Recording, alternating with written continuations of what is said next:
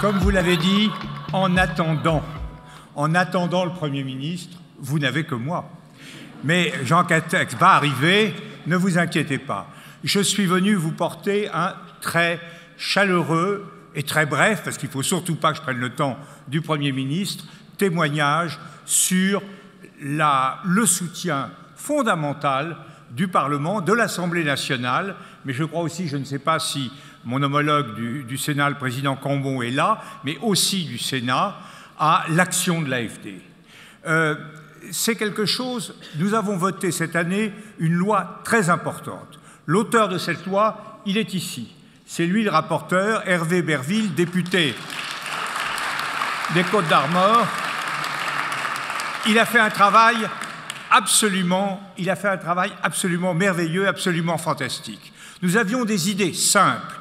La première idée, c'est qu'il fallait que l'aide au développement solidaire, comme nous avons dit, que l'aide au développement redevienne ce qu'elle n'était plus depuis une dizaine d'années, une priorité dans nos cœurs, dans nos esprits et également dans les moyens financiers que nous mettions au service de cette cause. Ça a été fait.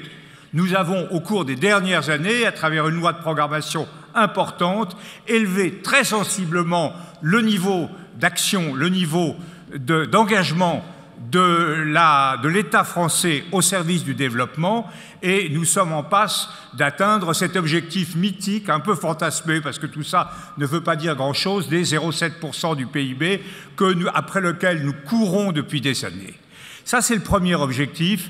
Il a été atteint et je crois que chacun l'a ressenti dans l'ensemble des pays en développement. La France est de retour sur le développement.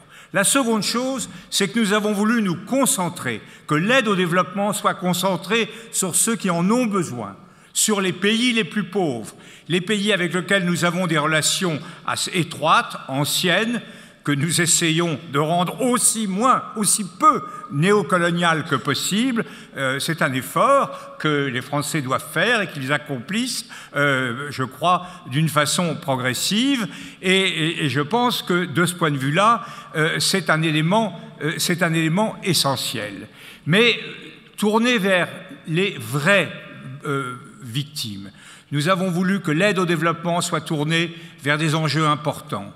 La lutte contre la maltraitance des enfants, la lutte pour l'égalité des femmes et des hommes, si malmenés dans un grand nombre de pays, et surtout, maintenant, la lutte au service de l'humanité dans son combat contre le réchauffement climatique.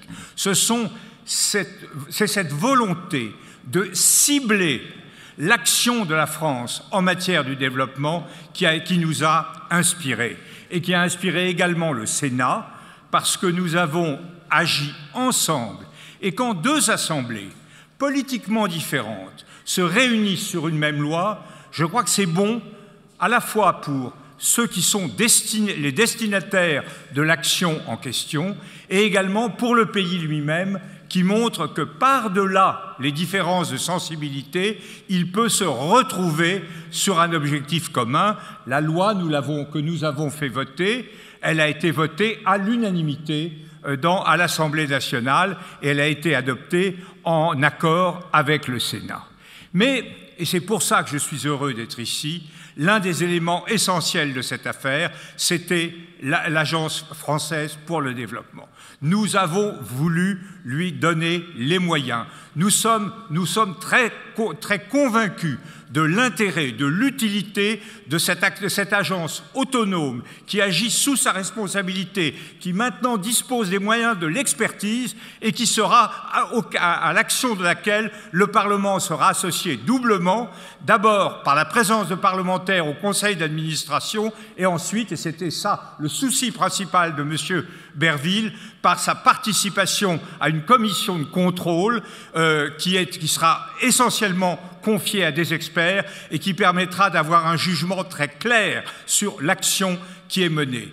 L'AfD, c'est l'autonomie, c'est la liberté, c'est l'adoption d'enjeux, de cibles, d'objectifs modernes, et la contrepartie, c'est le contrôle, c'est l'administration, c'est le rôle du Parlement, c'est la rencontre entre une volonté de développement que l'agence anime et d'une volonté de contrôle et de soutien que nous représentons au Parlement. Bonne chance, c'est une alliance qui marchera, c'est quelque chose qui fonctionne, l'alliance des représentants du peuple et de l'AFD. Bon avenir à tous les deux. Merci. Merci Jean-Louis Bourlanges. Mesdames et messieurs, nous allons maintenant parler de diaspora et pour cela, nous accueillons tout de suite la ministre déléguée auprès du Premier ministre chargée de l'égalité entre les femmes et les hommes, de la diversité et de l'égalité des chances. Veuillez accueillir Madame Elisabeth Moreno.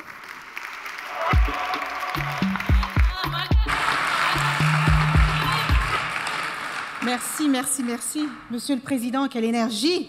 Comment prendre le flambeau après ça?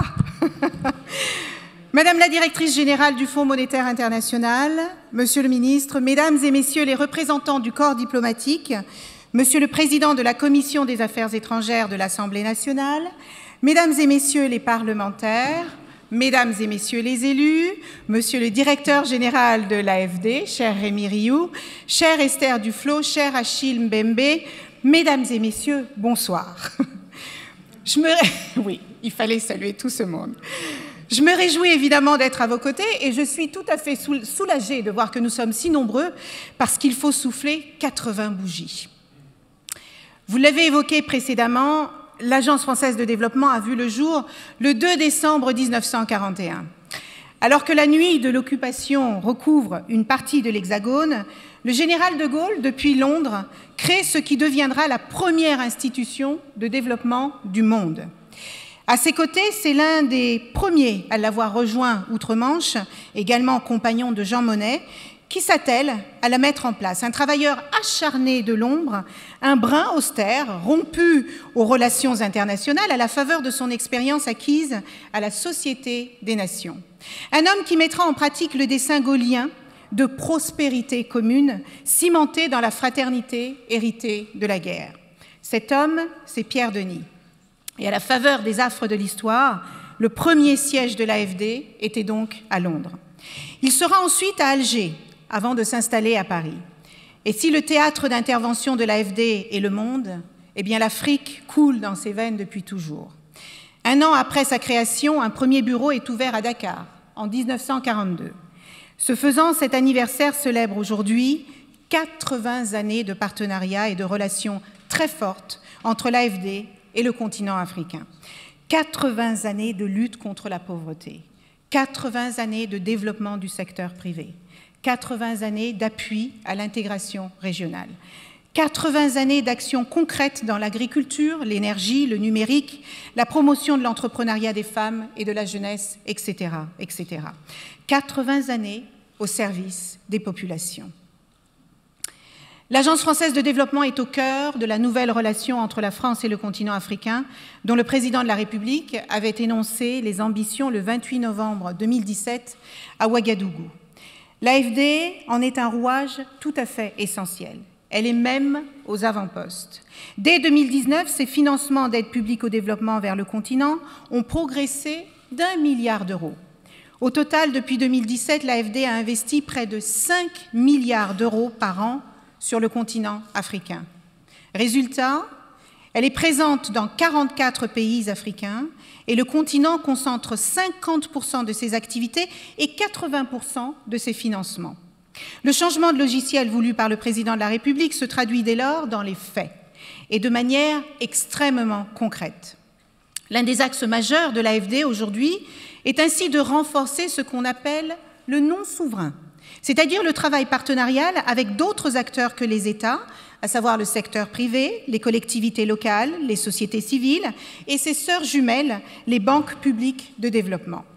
C'est l'esprit aussi du rapport du député Hervé Berville, qui est avec nous ce soir, ainsi que de la loi relative au développement solidaire et à la lutte contre les inégalités mondiales que mentionnait le président tout à l'heure.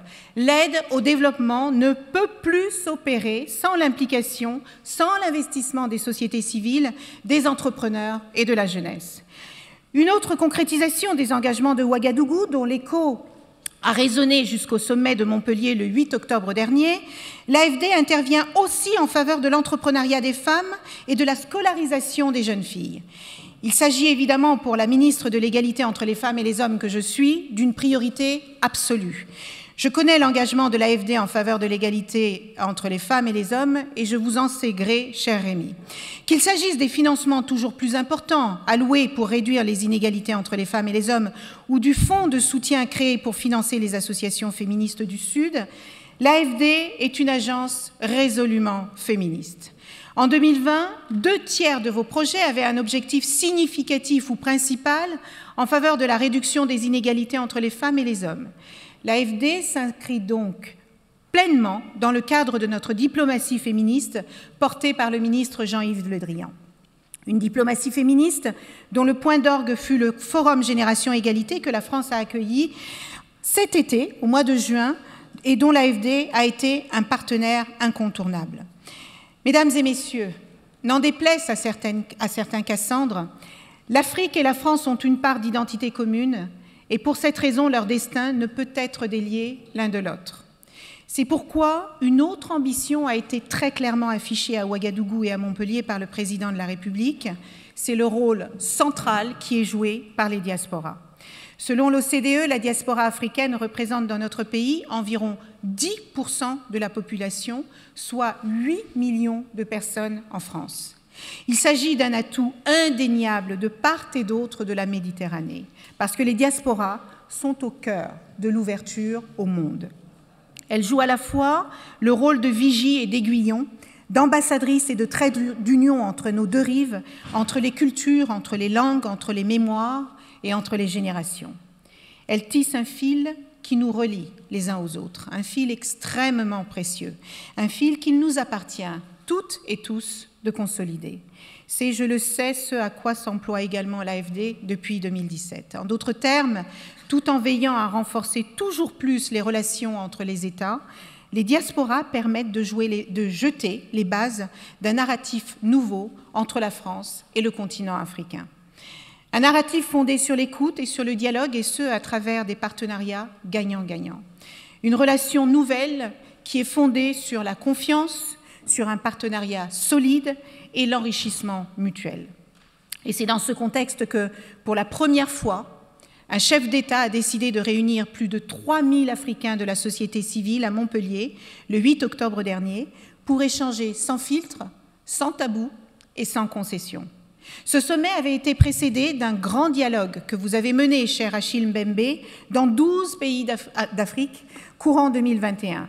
À Montpellier, nous y étions tous les deux, cher Rémi. Il a notamment été question de développement.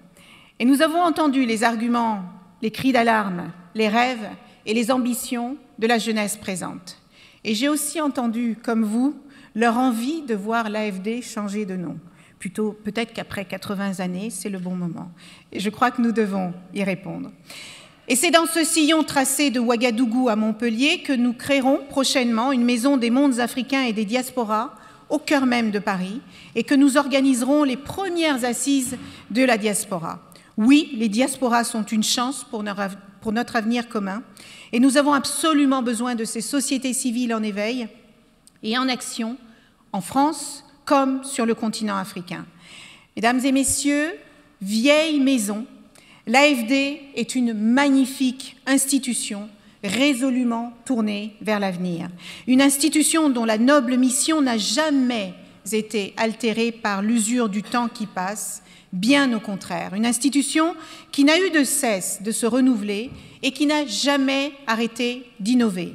Une institution qui, j'en ai l'intime conviction, fait notre fierté à tous ici, dans cette belle salle. Une institution qui, je le souhaite, est l'un des plus beaux anniversaires cette année. Et je veux remercier Rémi Rioux, ainsi que tous vos collaborateurs et vos équipes pour votre engagement de chaque instant au service du développement, partout, toujours, aujourd'hui et demain. Je vous remercie. Merci. Merci, Madame la Ministre.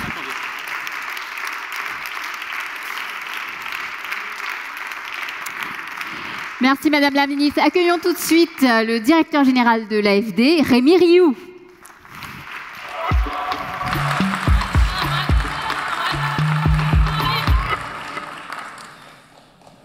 Bien, Monsieur le Président, Madame la Ministre, Mesdames et Messieurs, j'avais prévu de vous faire un long discours, mais je ne vais pas le faire, bien sûr, pour laisser cette tribune à Monsieur le Premier ministre, qui nous rejoint dans quelques instants. Mais je tenais bien sûr à venir m'exprimer avec vous, avant cette clôture, par le Premier ministre, pour vraiment vous adresser un immense merci. Merci d'avoir participé à cet événement, merci d'avoir suivi à distance cet événement. Merci à vous tous qui travaillez au quotidien. Cela a été dit par Sarah, par Audrey, par Benjamin, par Lucie, par Juliette, par Adama, par Eric, par Thomas, par Laurent. Tous nos collègues qui, sur le terrain, au ras du sol, modestes, concrets, font avancer des actions à impact dans l'ensemble des pays du monde. Nous avons rappelé d'où nous venons, cette histoire de curiosité, cette histoire africaine, cette histoire d'ingénierie sociale et environnementale. Nous avons échangé sur ce moment si singulier, si dramatique que nous vivons aujourd'hui. Et merci à Esther Duflo de nous en avoir rappelé toute la force, l'urgence et aussi la nécessité absolue d'apporter désormais des réponses nouvelles à l'échelle macro, bien sûr, des financements, à l'échelle micro aussi des projets et des actions concrètes. Et je crois qu'aujourd'hui, par tous ces échanges, nous avons réussi à ouvrir une brèche, peut-être un espace derrière la loi de programmation du 4 août dernier, dans lesquels on va pouvoir tous s'engouffrer pour, encore une fois, plus de perspectives, plus de mobilisation, plus d'inspiration, inventer aussi les mots, les concepts, les instruments pour agir à l'échelle, à la vitesse requise, pour le climat, la biodiversité, la santé mondiale, les inégalités, la Grande Muraille verte, tant d'autres sujets. Finance en commun, cette internationale de toutes les banques publiques de développement, avec le club IDFC, avec les banques multilatérales, et tous les partenaires, c'est une forme que prend déjà cet espoir de renouvellement. Donc quelque chose de neuf et d'utile est en train de naître dans la politique française et européenne de développement, et je crois qu'on peut tous s'en réjouir. Je terminerai en vous disant que j'ai capturé dans la discussion aujourd'hui peut-être 3 axes, 3 points qu'il nous faudrait creuser, approfondir encore dans les prochains mois, les prochaines années. D'abord, peut-être prendre ces 4 petits mots du côté des autres très au sérieux. Un ambassadeur m'a dit un jour que l'AFD était utile parce qu'elle joue à l'extérieur. Alors changeons peut-être radicalement effectivement de posture, de raison d'être pour s'intéresser aux intérêts des autres et les lier aux nôtres et agir en ce sens. Et puis 100% ODD, peut-être prendre aussi le message des objectifs de développement durable, son potentiel d'innovation, son potentiel de standardisation aussi, de mobilisation, de passage à l'échelle, très au sérieux. C'est aussi un axe, je crois, très important, et y amener toutes les formes sensibles qu'on a vues aujourd'hui dans les projets et les actions de développement, y amener aussi de l'innovation massivement, et peut-être considérer aussi les droits humains, l'exercice des formes collectives légitimes et inclusives par le bas, je dirais, par l'action de développement. Enfin, dernière chose, aller peut-être loin et net vers l'investissement solidaire, au-delà de l'aide publique au développement. Kristalina Georgieva pour le FMI et Mathias Cormann pour l'OCDE nous ont livré des vidéos que nous mettrons évidemment en ligne. Vous verrez qu'ils appellent tous deux à ce dépassement finalement d'un référentiel qui nous entrave peut-être aujourd'hui encore trop, et pour libérer toutes ces forces financières et de mobilisation qui sont aujourd'hui absolument indispensables. Enfin, je termine en disant, nous avons souhaité faire cet événement ici au Muséum national d'histoire naturelle parce que nous rêvons ici, au cœur de Paris, nous nous implanterons bientôt à proximité, de faire un lieu sur les solutions pour le développement durable avec tous les voisins et pour contribuer ainsi à cet agenda qui passera peut-être par les Jeux olympiques et paralympiques de 2024 et qui viendrait donner toute sa force aux orientations politiques qui ont été présentées aujourd'hui et qui vont l'être à l'instant par Monsieur le Premier ministre. Voilà, je m'arrête là. Je close cette session avant la clôture officielle, une nouvelle fois en vous remerciant tous pour votre participation. Au revoir. Merci. Merci Rémi.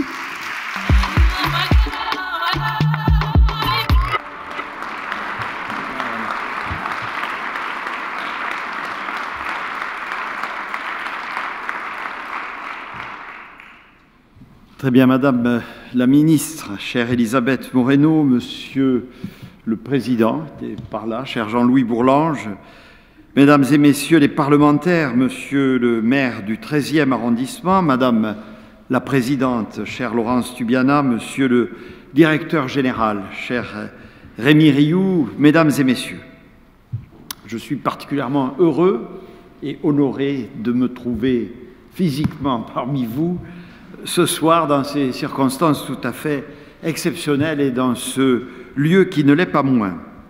Il y a 80 ans, vous le savez, la France n'était plus en France, mais elle était partout où la France libre se battait pour la reconquête de notre sol et de notre indépendance. Partout où le général de Gaulle avait compris que le lien de notre pays avec le reste du monde serait une aide indispensable à la libération. C'est la raison pour laquelle il a créé en 1941 la Caisse centrale de la France libre, qui permettait à la France combattante de conserver une autonomie financière et sa capacité de gestion. À la libération, des hommes comme Pierre Mendès France prennent conscience de ce que la victoire devait aux économies d'outre-métropole.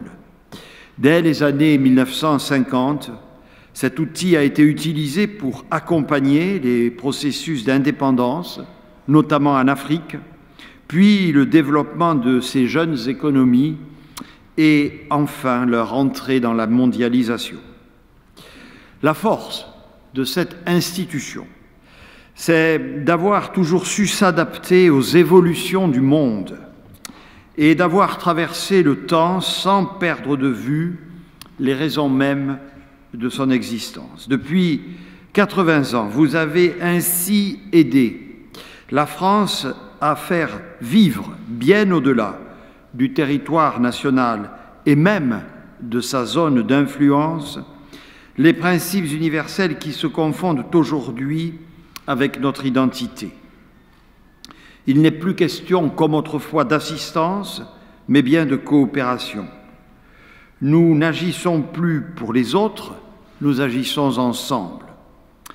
Face aux défis mondiaux, qu'il s'agisse du changement climatique, de l'égalité entre les femmes et les hommes, de la lutte contre la pauvreté et les inégalités mondiales, l'Agence française du développement a toujours préféré le partage de valeurs communes à la dictée d'une vision unilatérale.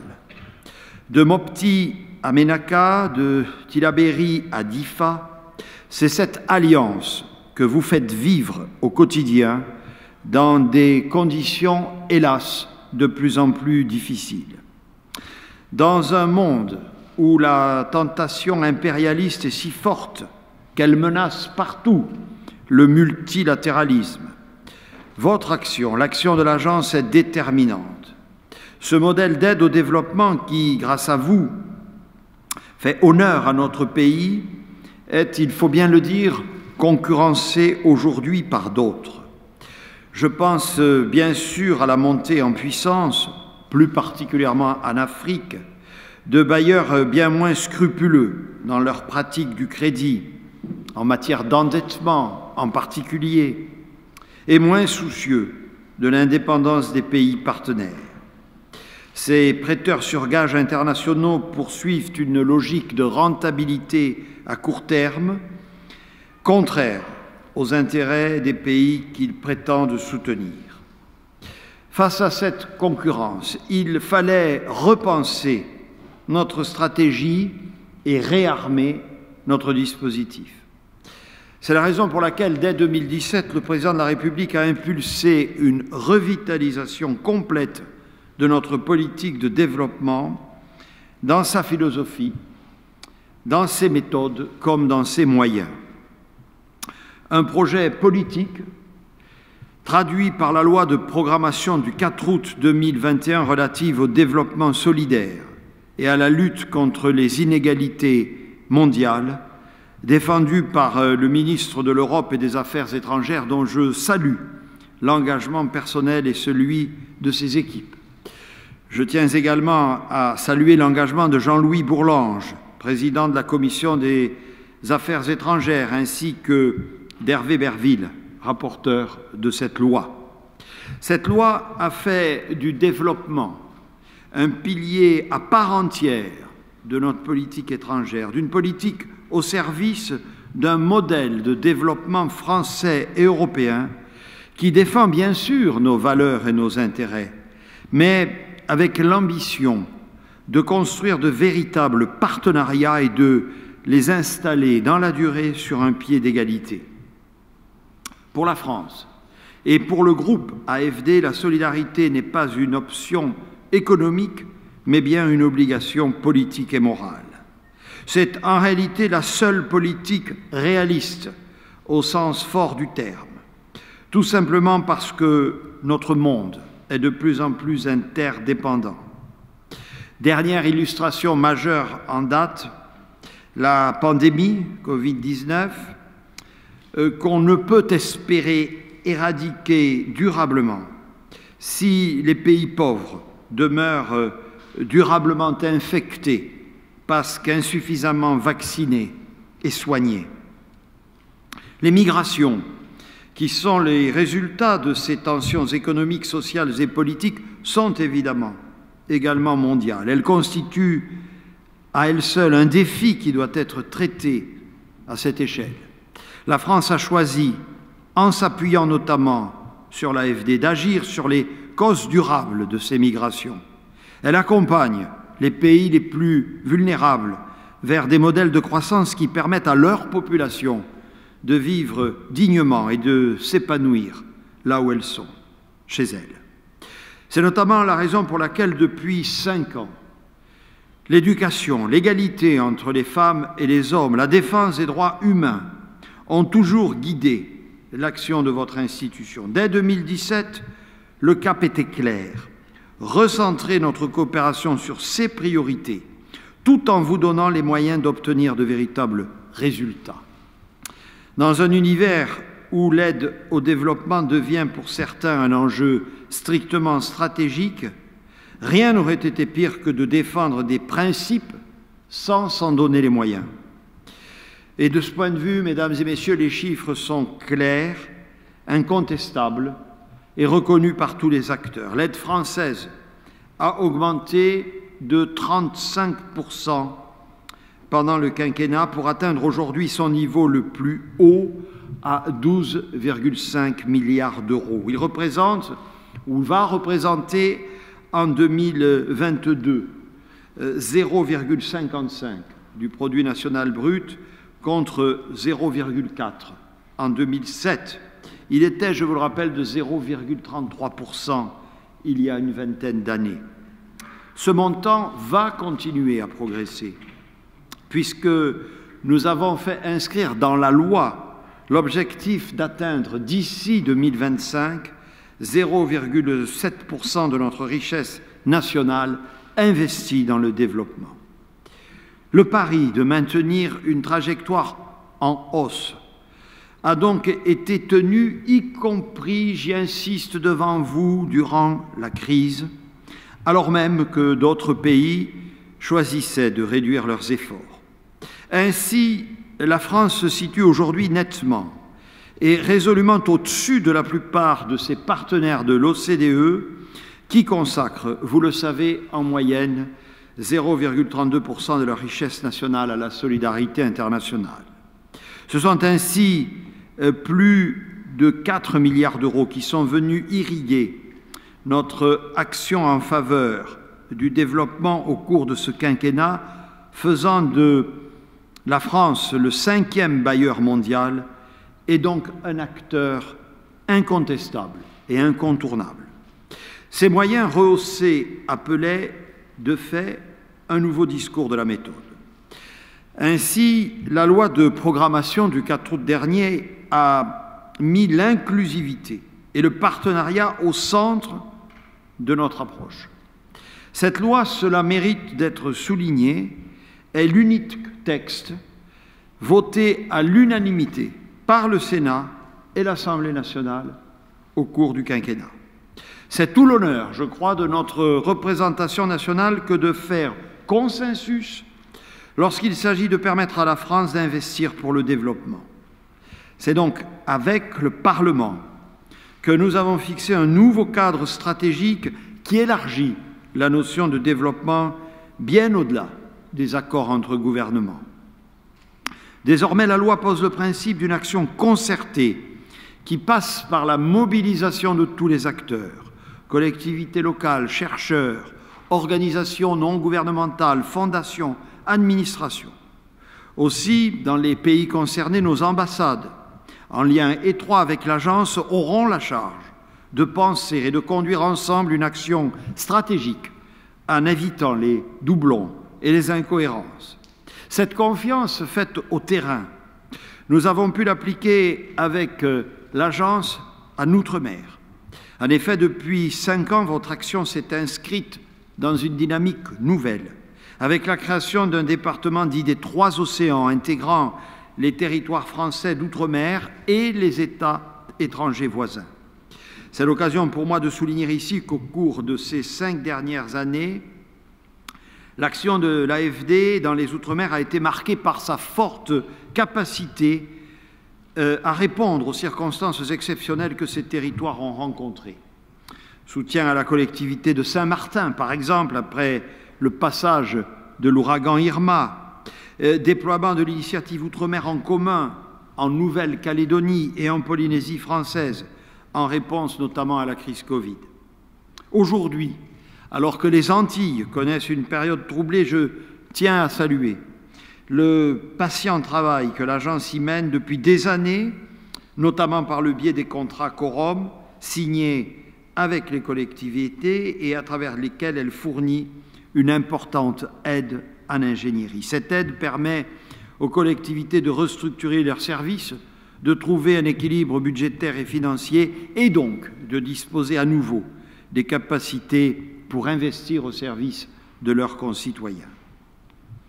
La France a également été en première ligne pour suspendre le service de la dette dans les pays les plus fragiles et les plus affectés, ce qui leur a permis de dégager des liquidités afin d'y faire face.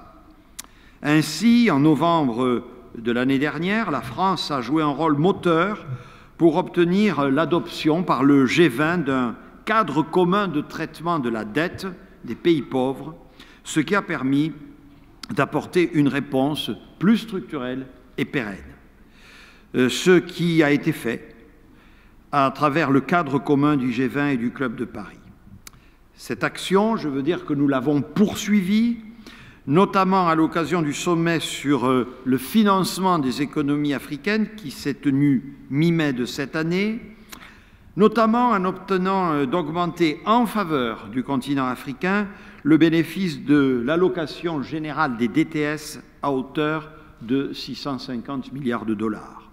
De même, nous avons obtenu du G20 qu'il endosse l'objectif de 100 milliards de dollars de réallocation des droits de tirage spéciaux des grandes économies au bénéfice des pays en ayant le plus besoin, en particulier en Afrique, et nous travaillons à concrétiser cet objectif dans les prochains mois. Parallèlement à cette action sur la finance, la France, mais vous le savez également, s'est fortement mobilisée pour apporter une réponse qui ne soit pas uniquement économique, comme l'illustre l'initiative prise par l'agence intitulée « Santé en commun ». Et je veux ici rappeler la ligne qui a toujours été la nôtre en ce qui concerne les vaccins, sujet ô combien essentiel aujourd'hui, à savoir promouvoir un accès équitable et universel et donner d'ici à la mi-2022 120 millions de doses de vaccins aux pays pauvres, faisant de nous le 3e pays donateur après les États-Unis et l'Allemagne. Aujourd'hui, près de la moitié du chemin est déjà parcouru. Et c'est dans ce même objectif que nous avons encouragé les banques multilatérales de développement à soutenir les financements de vaccins de leurs membres et à les aider à préparer des plans de vaccination nationaux. Plus généralement, nous plaidons pour que ces institutions participent au renforcement des systèmes de santé afin de se préparer aux pandémies à venir. La lutte contre le changement climatique est l'autre grande priorité que s'est fixée l'Agence française du développement.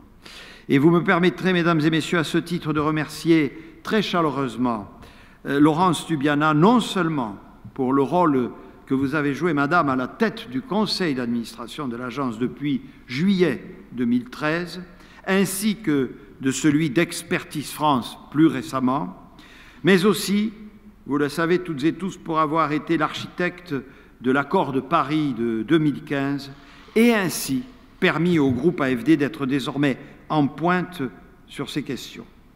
Vous avez également accompagné avec rigueur et bienveillance la grande transformation de l'agence et l'État, par ma voix, ce soir, veut vous remercier du travail si bien accompli. Enfin, nous avons voulu faire de l'efficacité et de la lisibilité un marqueur de notre action. C'est notamment le sens de la mise en place de la commission d'évaluation de l'aide publique au développement. Composée de parlementaires et d'experts reconnus, elle devra apporter un éclairage neuf et aiguisé sur notre action. Elle sera indépendante et donc libre de nous aiguillonner, de mettre le doigt sur ce qui ne va pas, sur ce qui n'est pas efficace.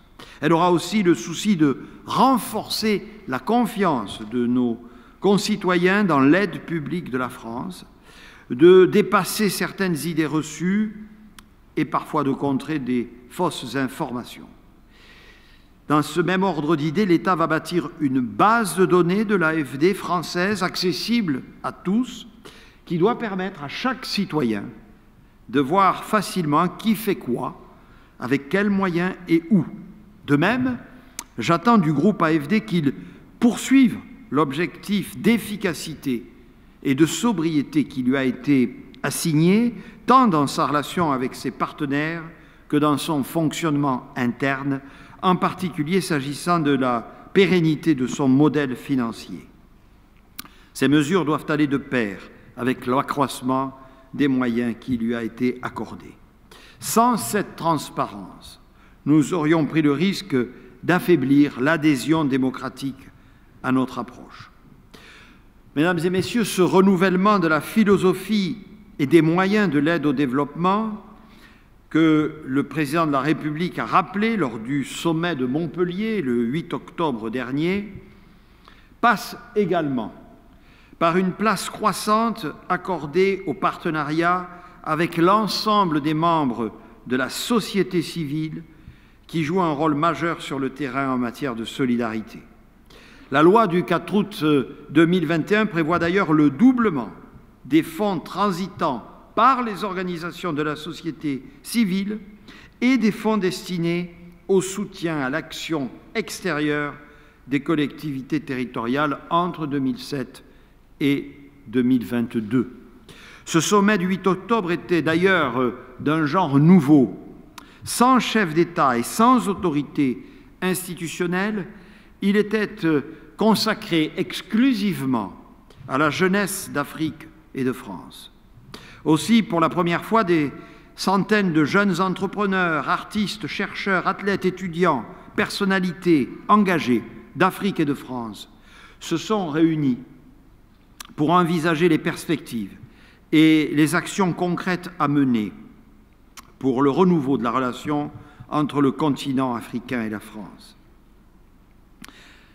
Cet esprit de renouveau voulu à cette occasion par le président de la République, c'est à vous, cher Philippe Le Houerou, qu'il reviendra, comme nouveau président du conseil d'administration, de le concrétiser bientôt à travers aussi le changement de nom de l'agence. À l'image de cette nouvelle approche qu'il a définie, à la fois plus partenariale et plus inclusive, le président de la République a souhaité que le choix de ce nouveau nom se fasse dans le cadre d'un travail collectif aux côtés des personnels de l'agence, bien sûr, mais aussi de représentants des institutions nationales et internationales, ainsi finalement que de la société civile du monde entier. Sur ce sujet, rendez-vous est pris pour février 2022 au sommet entre l'Union africaine et l'Union européenne, grand moment de la présidence française de l'Union qui débute, comme vous le savez, le 1er janvier prochain et qui verra donc l'officialisation de ce nouveau nom. Là encore, comme elle le fait depuis 80 ans avec une capacité d'adaptation jamais démentie, je sais que l'agence réussira cette nouvelle mue au service de cette belle ambition renouvelée. C'est aussi à vous, cher Philippe, qu'il appartiendra de veiller à la bonne installation de l'AFD dans ses futurs locaux de la gare d'Austerlitz, à quelques pas d'ici. Et tous ces chantiers, vous les relèverez évidemment en lien étroit avec le directeur général, Rémi Rioux, dont je salue ici l'engagement et le travail tout à fait remarquable. C'est un chantier d'envergure, mais au-delà d'une stricte réponse aux nécessités immobilières de l'agence et de ses personnels, j'y vois avec vous l'opportunité de faire de Paris la capitale des solutions pour un développement international durable. Mesdames et messieurs, 80 ans, finalement, c'est encore très jeune.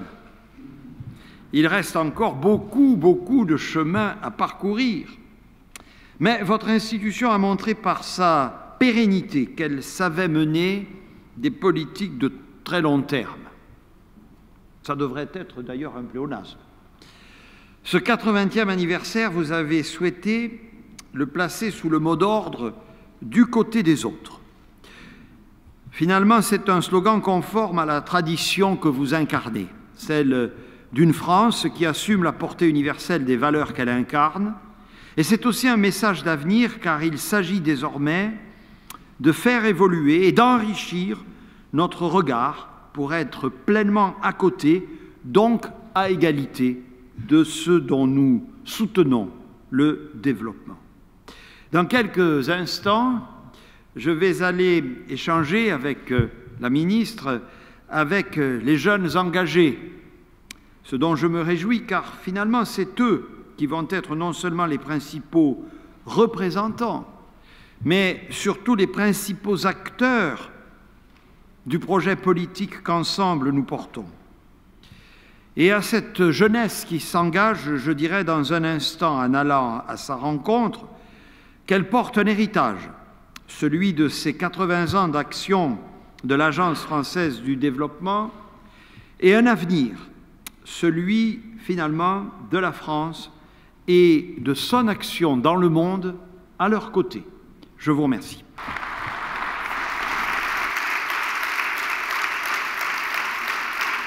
Merci, Monsieur le Premier ministre.